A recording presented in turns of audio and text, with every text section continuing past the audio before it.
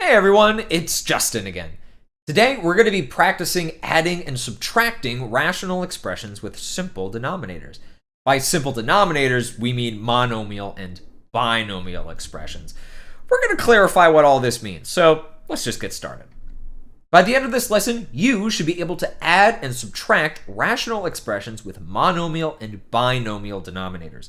We call these simple denominators because in our next lesson, our denominators will get a bit bigger. First, we're going to define monomial and binomial denominators. Then we'll refresh our memory on adding and subtracting fractions. And finally, we'll complete 4 practice problems. So, what are simple denominators? By this, we just mean monomials and binomials in the denominator. Check out the denominators here. These are both monomials. The other denominators here are binomials. They have adding or subtracting in between two terms. We call these simple denominators just because the denominators will get bigger in future lessons. So, what happens when we need to add or subtract two of these fractions? Well, let's think back to adding and subtracting fractions without variables. Think way back to when you were little. Do you remember how to add fractions like this? It's been a while, so let's try this before we do it with a variable involved. Let's say we want to add 1/6 and 3/8. Our first step is to identify a common denominator. Let's use the least common multiple. We list multiples of 6 and multiples of 8 and stop as soon as we see a multiple they have in common. Based on the LCM, our goal is to get both denominators to say 24. Step 2 is to manipulate the expressions to get common denominators. We multiply the first fraction by 4/4 and the second fraction by 3/3. Step 3 is to simplify the numerators and the denominators. This means we'll have to multiply terms or numbers together. Step 4 is to add or subtract the numerators. And we won't change the denominator here. This is our final answer, 13/24. So these are the steps we just went through.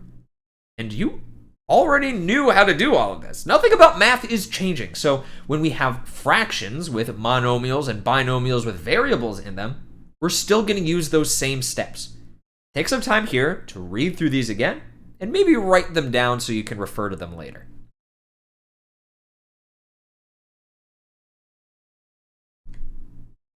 Now that we have some background information, let's start our first example with monomials in the denominators.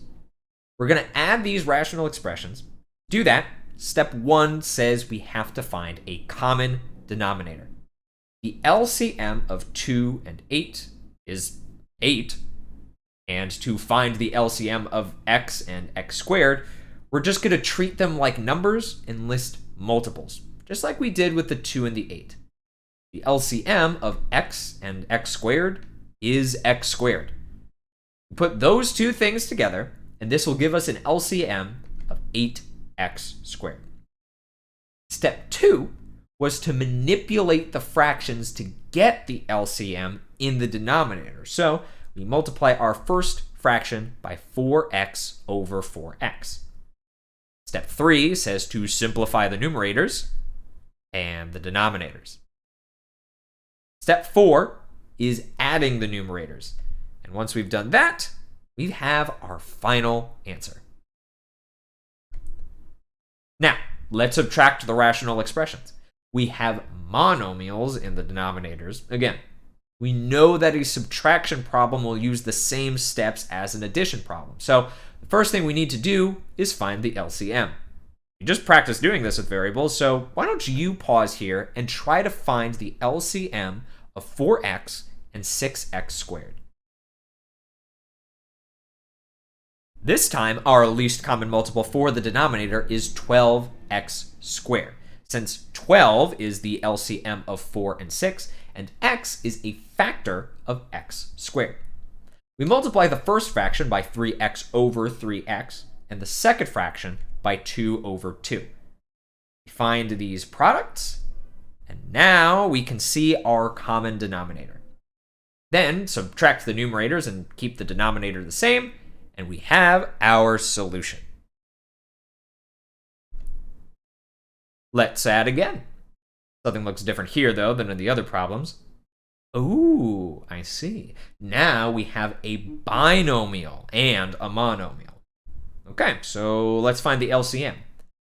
Can you think of a common multiple of 2x plus 1 and x? Oh, I can't think of anything. This is tough. Well, if this happens, we could just multiply them by each other. We get an LCM of 2x squared plus x.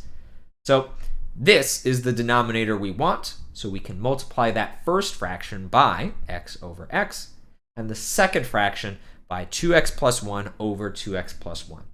Then just distribute, and we can even see our common denominator now. Then we add the numerators to get our solution. Let's subtract this time. And look at these denominators. They're both binomials. To get our LCM here, we can use the same strategy from the last problem and just multiply them by each other. Why don't you pause the video now and give it a try? I got an LCM of 8x squared minus 10x minus 3.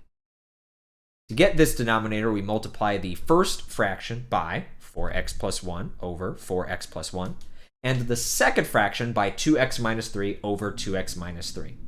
We distribute and can now see our common denominators. Now that we have a common denominator, pause the video and try to finish this problem. Our final step is to subtract the numerators.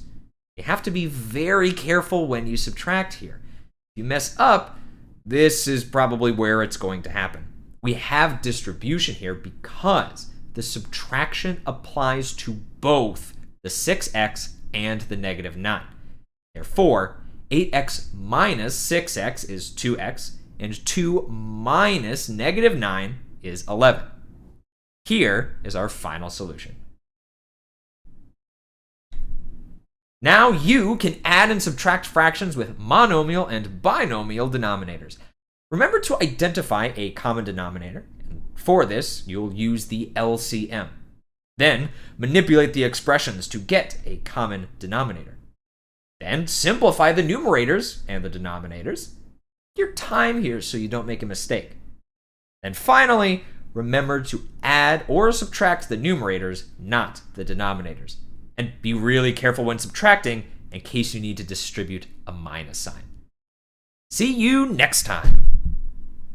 Hey, hey.